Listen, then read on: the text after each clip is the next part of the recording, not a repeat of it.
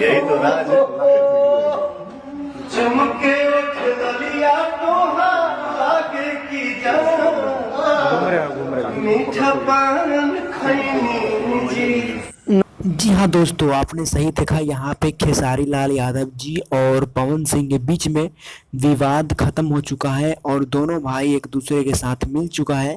आप देख सकते हो कि ये होटल में दोनों भाई किस प्रकार से मस्ती करते हुए नजर आ रहे हैं, खेसारी लाल यादव और पवन सिंह। बहुत अच्छा लग रहा है। अब ऐसा लगता है कि भोजपुरी इंडस्ट्री बहुत आगे तक जाएगी, क्योंकि खेसारी लाल यादव और पवन सिंह एकजुट हो गए हैं और हमारी भोजपुरी इंडस्ट्री बहुत आगे तरक्की करेगी। दोस्तों, आप क्या कहना चाहते हैं पवन सिंह के बारे में और खेसारी लाल के बारे में? प्लीज़ हमें कमेंट करके ज़रूर बताएं। अगर वीडियो अच्छी लगे तो लाइक और सब्सक्राइब ज़रूर करें। Thank you.